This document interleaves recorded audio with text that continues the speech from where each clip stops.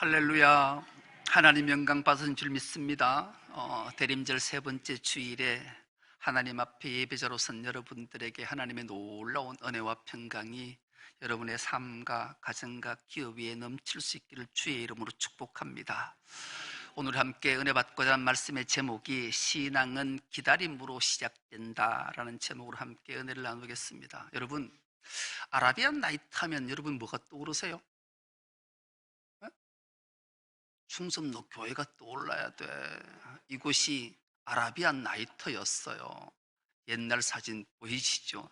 저 아라비안 나이트가 지금은 충성로 교회로 얼마나 이쁘고 멋지고 아름답게 변했는지 몰라요. 그런데 사실은 이 아라비안 나이트는 어린이들이 한 번쯤 우리가 크면서 읽어봤고 영화로도 보암직한 아라비안 나이트, 그 어부와 진이 얘기로 말씀을 열려고 해요. 아라비안 나이트라는 그 동화책에 어부와 진이라는 요정이 있어요. 어느 날 어부가 고기 잡으러 바다에 가서 그물질을 하다가 그물을 끌어올렸는데 그 그물에 호리병 하나가 이렇게 끌려 올려왔어요. 여기서 질문 하나 해볼게요. 호리병을 그물에 끌어왔는데 호리병의 마개가, 뚜껑이 닫혀 있다. 나는 풀어본다. 열어본다. 나는 안 열어본다. 손 안 뜬 사람 누구로? 둘 다 어찌할 바를 모른단 말이죠. 궁금해서 열어봐야지요. 이 어부가 호리병 뚜껑을 열었어요. 그런데 놀랍게도 호리병에서 요정 진이라는 게 후악 나타나더만 엄청난 환한 모습으로 어부를 향해 덮치는 거예요. 죽이러 오는 거예요. 여러분 같으면 이 황당하고 무기한 사건을 어떻게 해석하시겠습니까?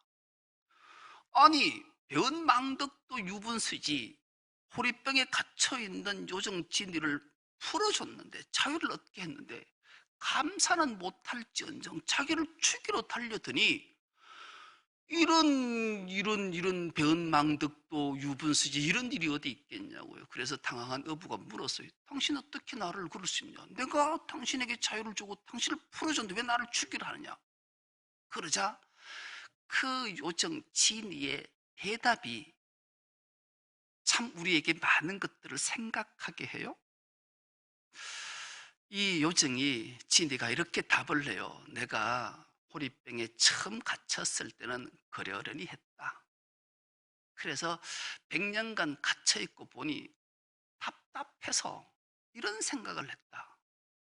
누군가가 나를 풀어주면 내가 그에게 세상에 감춰있던 모든 보물들을 다 그에게 알려줘야지 하고 100년을 기다렸다.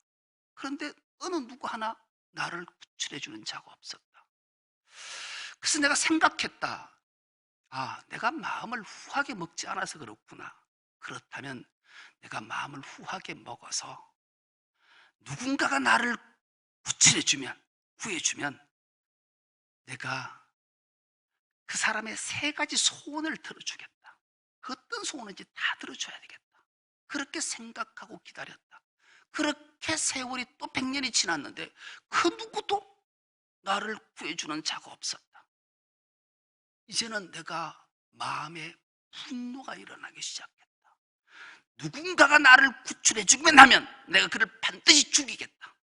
이렇게 다짐했다. 이렇게 말을 하는 거예요.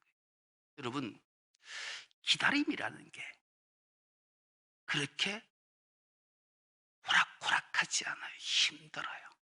근데 그 기다림이 간절한 기다림이면 훨씬 더 힘이 들겠죠. 그러니 이 기다림이라는 게 그렇게 쉽지 않아요. 그래서 이 기다림에서 너무 지치고 화가 나면 포기라는 걸 하게 돼요. 우리 주님이 이 땅에 오셔서 세상을 구원하시고 죽으시고 부활하시고 성천하셔서 내가 다시 오겠다.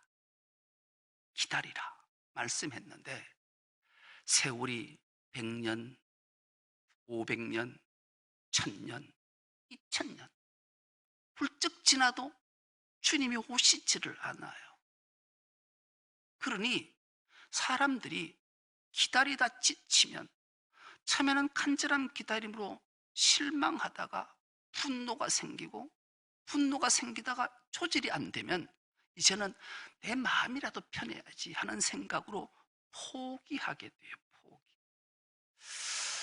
오늘날 주님의 기다림에 지쳐서 포기한 자리 참 많은 시대를 우리가 살아가잖아요. 왜냐하면 왜 포기를 하는가 하면 자기 마음 편하고 좀 수월해질까 싶어서 그렇거든요. 그런데 오늘 하나님 앞에 예배하러 온 우리 충성로교회 모든 가족들은 포기하지 않는 은혜가 있길 축복합니다.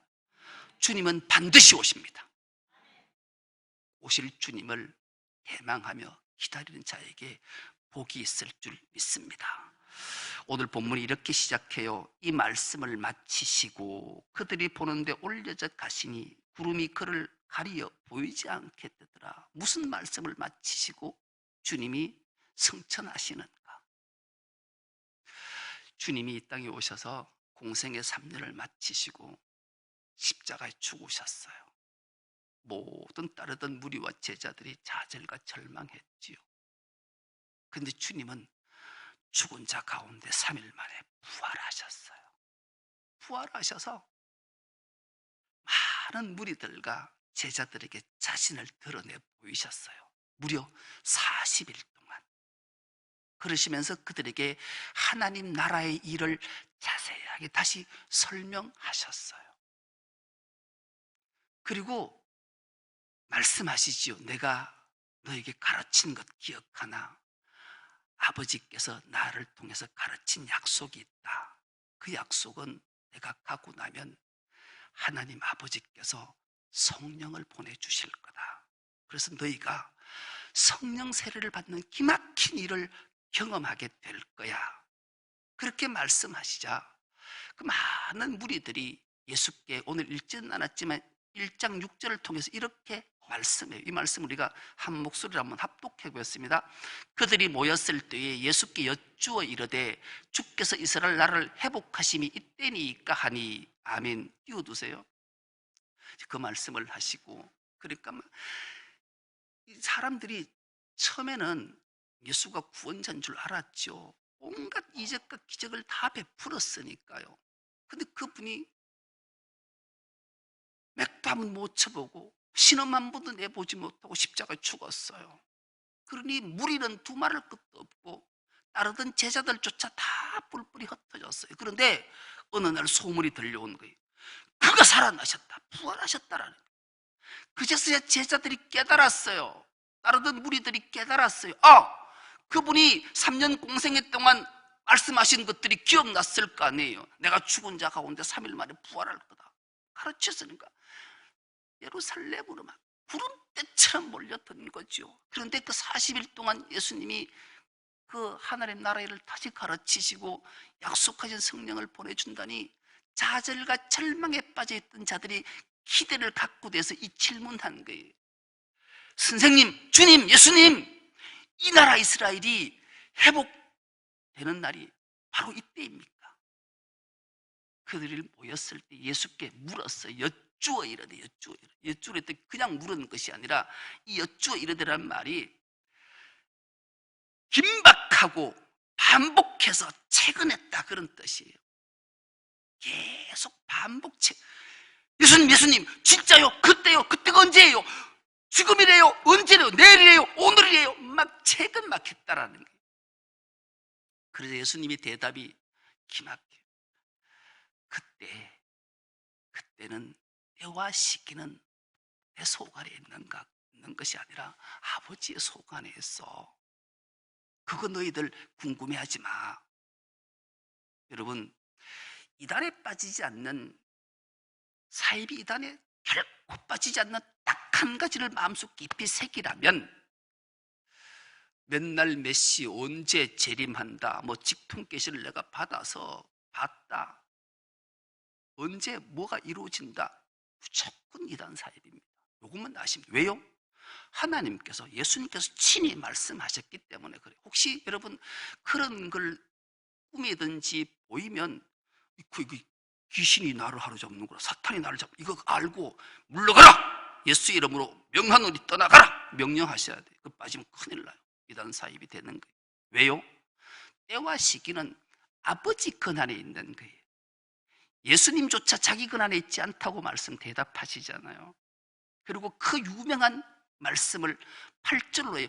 오직 성령이 너희에게 임하시면 너희가 권능을 받고 예루살렘과 온 유대와 사마리아와 땅끝까지 이르러 내 증인이 되리라. 아멘. 성령 강림, 성령 충만을 예수님이 그 많은 제자들과 무리에게 말씀하시는 거예요. 또 하나, 여러분 성령 충만이 뭐가 성령 충만이라고 생각하십니까?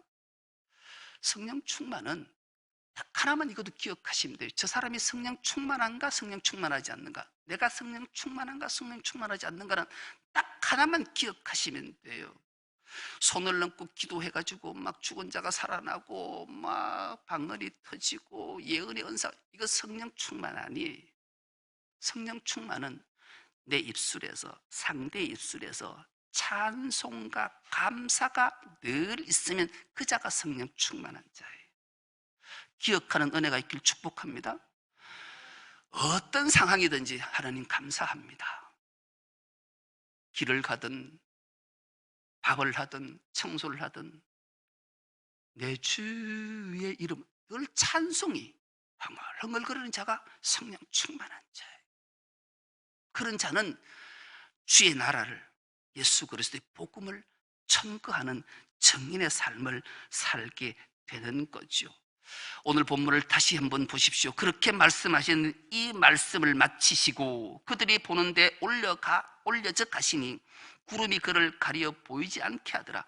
올라가실 때 제자들이 자세히 하늘을 쳐다보고 있는데 흰옷 입은 두 사람이 그들 곁에 서서 이르되 갈릴리 사람들아 어찌하여 서서 하늘을 쳐다보느냐.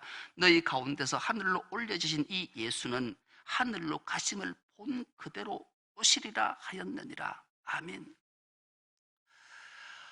주님이 성천하시고 제자들이 성천하시는 주님의 모습을 하늘을 쳐다보고 있을 때 흰옷 입은 두 사람 천사가 그 무리들 제자들에게 하신 말씀이 너희가 하늘로 올라가신 예수, 하늘로 간 그 예수가 너희가 본대로 반드시 다시 오겠다. 약속의 말씀을 주신 거예요. 그래서 우리는 어떤 상황, 어떤 처지가 있더라도 반드시 주님이 다시 오심을 믿고 기다리는 신앙이 있길 축복합니다. 신앙은 기다림으로부터 시작되기 때문에 그래요. 기다리지 못하면 신앙도 없고 믿음도 없고 구원도 없고 영생도 없기 때문에 그런 거죠. 그래서 우리는 늘 내가 주님을 갈망하고 소망하고 기다리는 믿음과 신앙이 있는가를 보고 나는 기다리는구나. 주님이 반드시 다시 와. 그런 기다림으로 사는 자가 믿음 있고 신앙 있는 자라는 사실을 기억하게 되는 거죠. 주님이 이 땅에 오셨음을 우리는 초림 예수라 그래요. 초림 예수가 이 땅에 오셔서 세상을 구원했어요.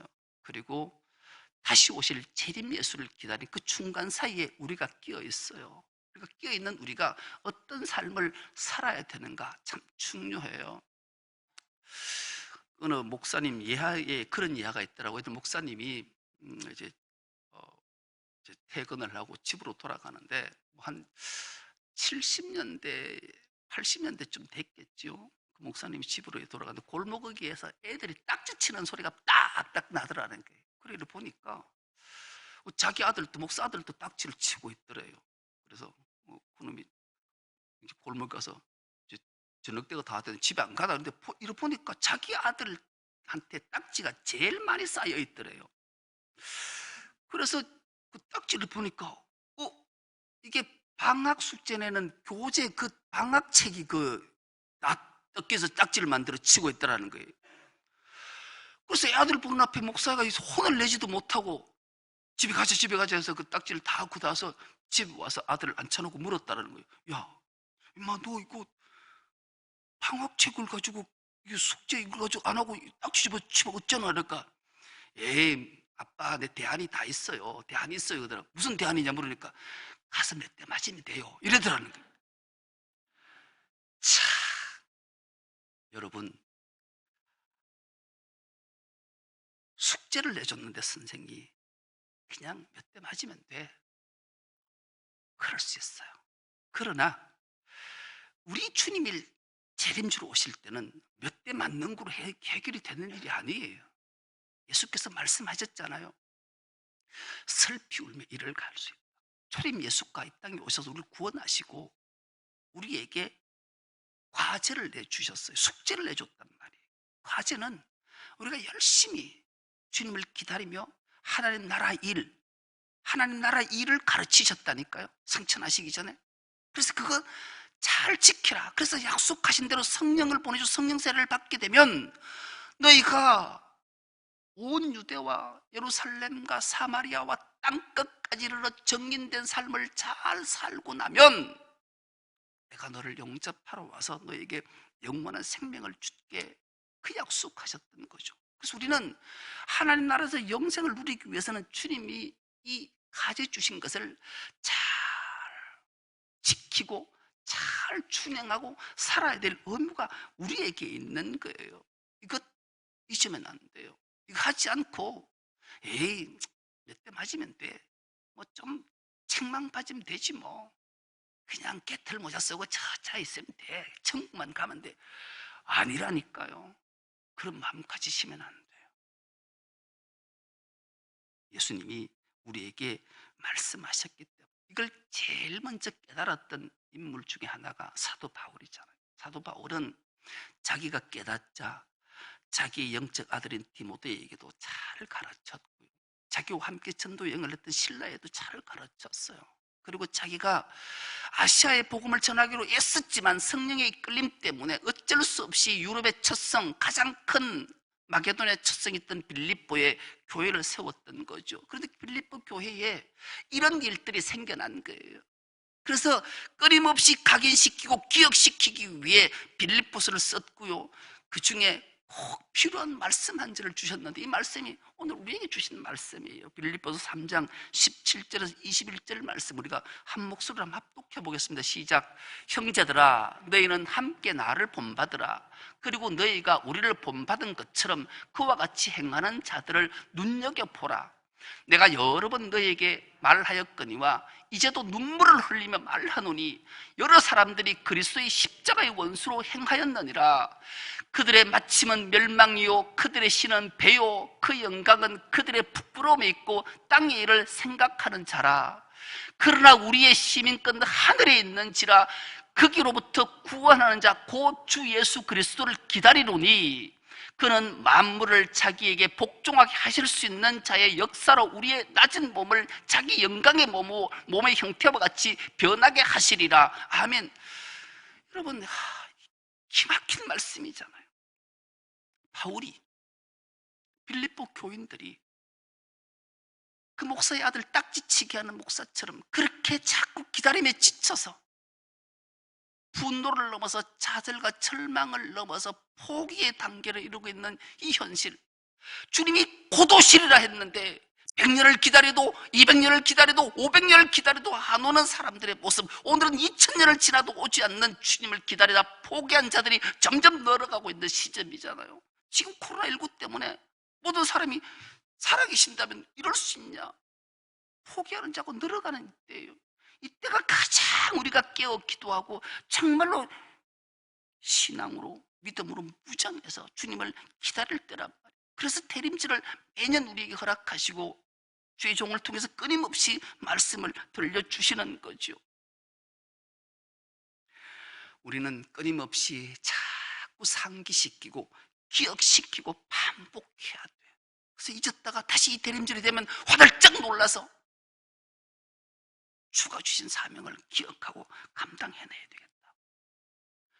다시 오실 주님을 확실히 믿는 믿음이, 기억하는 은혜가 있기를 축복합니다. 주님 다시 오셔요. 반드시 오십니다. 주님은 약속하신 것은 반드시 지키시기 때문에 그래요. 오늘 끊임없이 이 얘기를 해도 농담으로 듣는 자들이 있잖아요. 먼지처럼 여기는 자들이 있어요. 창세기 19장을 기억하십니까? 창세기 19장은 소돔과 고모라 멸망 사건이 기록되어져 있어요. 그때 하나님이 의인이라 칭하는 롯이 있었어요. 그 롯을 구하기 위해 하나님이 천사를 보내시잖아요. 그리고 롯에게 빨리 도시를 나와야 된다. 그래서 롯은 자기 가족들을 다 불러 모아서 나가기를 원했어요. 그때 그 롯의 두 아들들에게는 사위들이 둘이 있었잖아요. 그 사위들에게 같이 가자 했을 때 사위들의 반응이 창세기 19장 14절에 기록되어져 있는 이 말씀도 우리가 한 목소리를 합독해 보겠습니다. 시작.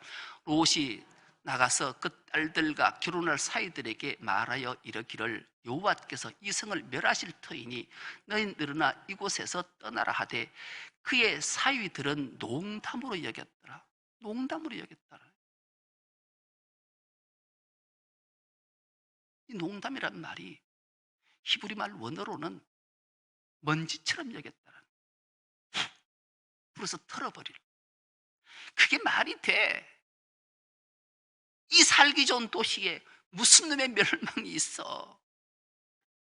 내가 이때까지 벌어나가고 건물 지어놓고 다 해놨는데 이게 망한다고? 무슨 그런 소리, 쓸데없는 소리를 해? 여러분, 그렇지 않아요. 성경은 뚜렷이 보여주잖아요. 불과 유황을 비같이 내려서 소돔과 고모라를 멸망시키셨어요. 하나님은 반드시 하신 말씀을 이루시는 분인 줄 믿습니다. 그래서 우리는 이걸 기억해야 돼요. 기억해야 돼요. 그리고 주님을 대망하고 기다려야 되는. 그렇다면 이 신앙은 기다림으로 시작되는데 어떤 신앙으로 기다릴 때 하나님을 기쁨으로 맞이하고 영생 복락을 내릴 수 있는가? 심판의 기준이 있어요. 기다려도 그냥 기다리면 안 돼요. 하나님 나라의 일들을 기억해. 하나님 우리에게 무슨 사명을 주셨고 이 땅에 살아갈 때 어떻게 살아야 너희가 신앙이고 믿음 있고 나의 뜻을 이 땅에 펼쳤는가를 말씀하죠. 심판의 기준을, 가지의 기준을 주님이 주셨다니까요. 그 기준이 마태복음 25장에 등장해요. 너희가 이 땅을 살 때 어떻게 살아야 되는가? 가장 먼저 어떻게 살아야 되는가? 줄인 자 만나거든 그를 배부르게 해라. 줄인 자 먹을 것 줘야 된다라. 그리고 목말라 하는 자 마실 것 주거라. 나그네 된 자 영접하거라. 헐벗은 자 옷 입히거라. 병들을 때 돌봐주어라. 갇힌 자 신방하거라. 이게 심판의 기준이라는 거예요. 다시 말하면 소외받고 고통받고 누군가의 절절한 도움이 필요한 자에게 도움을 줘야 된다는 말씀이, 이게 심판의 기준이라는 거예요. 전 우리 교회가 늘 자랑스럽기도 하지만 우리 당의 장로님들이 너무 고맙고 감사해요. 제가 원래 정책당회를 하면서 크리스마스 성탄절 헌금만큼은 소외받고 가난한 이웃들에게 따뜻한 사랑의 선물이 됐으면 좋겠습니다. 그래서 올 성탄절 헌금은 몽땅 포항에서 가장 빈민촌이 저 송도의 사람들이 가장 빈민하다. 그게 가장 연탄을 아직도 떼서 사는 사람들이 제일 많다 그래요. 그래서 이번에는 우리 성탄절 헌금을 좀 후하게 하셨으면 좋겠어요. 여러분들이 내는 성탄절 헌금을 그대로 가지고 연탄을 다 구입해서 그 가정마다, 연탄 떼는 가정마다 연탄을 다 한가득 창고에 넣어줄 계획이에요. 그리고 여러분 25일 성찬절 헌금과 26일 주일 오후 찬양 예배가 없잖아요. 이 찬양 예배 시간에 우리 전 교인이 다 동참했으면 좋겠어요. 나는 연탄 한 장 들 힘이 있다. 참석하셔야 돼요. 나는 그것도 못 드는데 종이 한 장 들 힘도 없는데 그냥 오셔서 음료수 하나 사주면 돼. 아이쿠 잘한다 격려해도 좋아요. 그리고 여러분들 오실 때 멀리 있는 분들은 작업복을 갖고 오시면 좋겠고요. 아니면 예배 마치고 식사하시고 집에 가서 옷 갈아입고 교회에서 모여서 우리가 쫙 그 송도 땅에 차가 수십 대 쫙 들어가서 옷 다 입고 해가지고 그 센터를 쫙 나른다 생각해. 사람들이 어이구 저 누구? 중섭높게 교인들이. 그러면 이 소문이 얼마나 잘 나서 여러분 얼마나 행복할까요? 나른 나도 행복하고 연탄이 한 장장 쌓여지는 그 할머니 할아버지 독거노인들도 행복할 거고 얼마나 귀한 일들을 감당하냐. 이게 여러분 주님이 주신 가제고 이게 심판의 기준이라고 주님이 말씀하세요. 이거 기억하셔야 돼요. 여기서 하나 더 해요. 이 일을 잘 알았던 베드로 사도가 주님이 하신 말씀을 기억하셨던 것이요. 요한복음 13장에 의하면 예수께서 너에게 내가 새 계명 하나 주겠다 그렇게 말씀하시고, 내가 너희를 사랑한 것 같이 너희도 서로 사랑하라. 그리고 세족 발을 다 씻기시고 하신 말씀이 있으세요. 그 말씀이 어떤 말씀을 하셨는가? 예수는 자기를 따르는 자기 사람들을 사랑하되 끝까지 사랑하신다. 자기를 팔 가룟 유다를 긍휼의 눈으로 보고 자비의 눈으로 보고 끝까지 그 가룟 유다를 사랑하시는 주님을 봤던 베드로가, 진짜 사랑은 이런 것이구나를 깨닫고 베드로 사도가 베드로전서 1장 21절로 이 말씀을 기록해 놨는데, 이 말씀도 우리가 한 목소리를 합독해 보겠습니다. 너희가 진리를 순종함으로 너희 영혼을 깨끗하게 하여 거짓이 없이 형제를 사랑하기 이르렀으니 마음으로 뜨겁게 서로 사랑하라. 아멘. 한 걸음 더 나갔잖아요. 예수님은 자기 사람을 끝까지 사랑했는데 베드로는 여기서 한 걸음 더 뜨겁게 서로 사랑해야 돼요. 뜨겁게 서로 사랑한다는 말이 무슨 말씀인지 아십니까? 그 사람의 상대의 허물이 덮어질 때까지 사랑해야 돼요. 지난 금요일 날 제가 설교 준비를 토요일을 하면서 억수로 부끄럽더라고요. 권사님 두 분한테 하지 말을 말을 했던 게 계속 머리에 남아있어요. 저하고 지난번 있었던 그 교회에 바로 이웃 교회에 한 목사님 한 분이 계셨죠. 저하고 또래가 비슷해요. 근데 이 목사는 거짓말을 얼마나 잘하는지 살살살 넘치고, 여기서는 좋은 말 해놓고 가면 조욕하고 계속. 그래서 내가 막 핀잔을 줬어요. 어쨌든 그랬는데, 그렇게 이제 그러다가 어느 날 이 목사님이 막 이제 예배당 큰 교회로 뭐 제가 술술 기가 막힌 술술을 부려가지고 바꾸었어요. 이 교회에서 만든 데 바꿔 가는데 거기 간 거예요. 한편으로 부럽기도 하고 한편은 약올리기도 하고, 그래서 도대체 하나님 살아계시면 저런 게 뭐 저 목회를, 이런 생각을 솔직히 했어요. 근데 이게 기쁜 소식같이 들렸어요. 11월 마지막 주에 그 교회에서 청백을 아래 소위 말 쫓겨난 거예요. 갈 데가 없어서 교인 2명 데리고 개척했다는 소식을 들었어요. 아니, 마음이 이게 기분이 묘하게 이게 그런 거예요. 그래서 그게 꽃이다. 이런 얘기를 그 사람 앞에 했어요, 내가. 그리고 설교 준비를 하는데 아이고, 내가 이거 입을 이 꼬매도 못하고 회개했어요. 아, 뜨겁게 사랑하는 것은 그 자의 실수, 허물, 덮어질 때까지 사랑하는 것이 주님 주신 가지라는데, 내가 이 목사가 돼서 말이야, 그 험담을 한 내 입술을 생각하니까 부끄럽게 거지 없는 거예요. 그래서 공개석상 설교 자리에서 제가 회개하는 거예요. 참회하는 거예요. 여러분, 주님이 우리에게 주신 가지가 그런 거예요. 뜨겁게 사랑하는, 주님이 십자가의 그 보혈로 우리의 허물, 실수, 죄악들을 다 덮어서 우리가 구원받은 거지, 우리가 의로워서 구원받은 자가 어디 있겠어요. 그래서 뜨겁게 사랑하는 것은 그 자의 허물, 실수, 잘못, 범죄, 죄악을 덮어질 때까지 그렇게 하는 것이 사랑이라고 주님이 우리에게 말씀하시는 거예요. 어느 목사님이 이런 글을 남겨놨더라고요. 그리스도인은 잘 사는 법을 배우는 게 아니라 사랑하는 것을 배우는 것이 그리스도인이다. 사랑하는 법을 먼저 배우는 게 그리스도인이다. 그러면 하나님께서 잘 살게 해주신다는 거예요. 여러분, 우리 모두가 이 신앙은 기다림으로부터 시작되는데, 이 기다림을 어떻게 기다려야 되는가? 주님 우리에게 주신 가제, 숙제를 잘 푸는 것, 소외되고 아파하고 힘들어하고 고통받는 자를 돌보고, 우리 주위에, 우리 공동체 가운데, 또 우리 위 가운데 허물과 실수와 죄악들이 보일 때, 그것이 덮어질 때까지 그를 사랑해서 우리 모두가 하나님께 칭찬받고 다 주님과 함께 복락을 누리는 우리 중선독교의 모든 건속 다 될 수 있기를 간절히 기도합니다. 하나님 아버지 감사합니다. 내림절 세 번째 주일에 신앙은 기다림으로 시작된다는 말씀을 함께 나눕니다.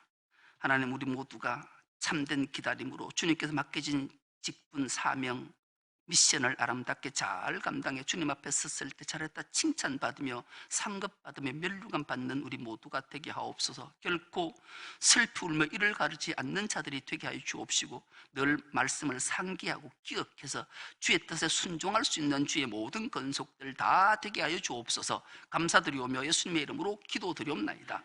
아멘.